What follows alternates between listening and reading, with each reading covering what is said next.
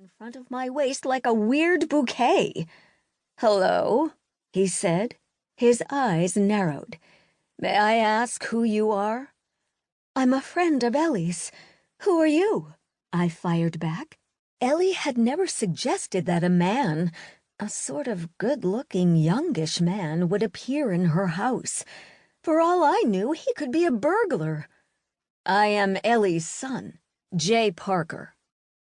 He wore reading glasses, and he peered at me over these like a stern teacher. It was a good look for him, and I didn't expect to find a strange woman dipping into Mom's cash jar while she wasn't in the house. A little bead of perspiration worked its way down my back. "First of all, I am not a strange woman, in any sense. Ellie and I are friends, and what? What could I tell him? My little covered dish business was an under-the-table operation, and the people who ordered my food wanted it to appear that they had made it themselves. That, and the deliciousness of my cooking, was what they paid me for. I did a job for her, and she told me to take payment." "Is that so?" He leaned against the door frame, a man with all the time in the world. All he needed was a piece of hay to chew on. "And what job did you do for her?" He clearly didn't believe me. With a pang, I realized that this man thought I was a thief. "I mowed her lawn," I blurted. We both turned to look out the window at Ellie's remarkably high grass. "Wow, that really was not a good choice," I murmured. Now his face grew alert, wary, as though he were ready to employ some sort of martial art if necessary. I may as well have been facing a cop. "What exactly is your relationship to my mother? And how did you even get in here if my mom isn't home?" At least I could tell the truth about that. "I'm Lilah Drake. Ellie left the door unlocked for me because she was expecting me. As I said, we are friends." This did not please him. "I think she was actually expecting me," he said.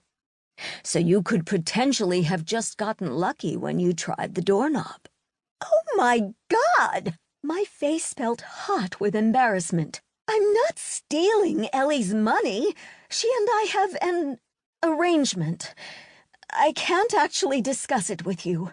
Maybe if you asked your mother." Ellie was creative. She could come up with a good lie for her son, and he'd have to believe her. There was a silence, as though he were weighing evidence. It felt condescending and weirdly terrifying. "Listen, I have to get going. My dog is waiting."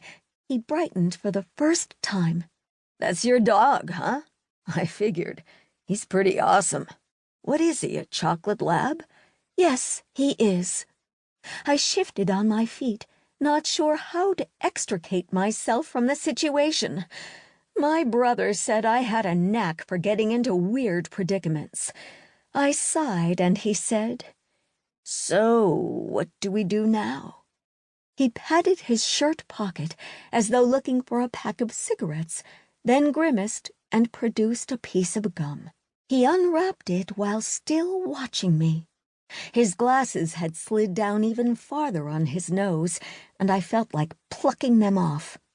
He popped the gum into his mouth and took off the glasses himself, then beamed a blue gaze at me. "Wow. How about if we just wait here together and see what my mom has to say? She's probably out back in the garden picking pumpkins or harvesting the last of her tomatoes." I put the money on Ellie's table. "You know what? Ellie can pay me later. I won't have you casting aspersions on my character." "Fancy words," said Ellie's son.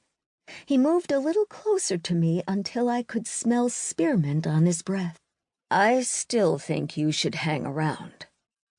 I put my hands on my hips, the way my mother used to do when Cam or I forgot.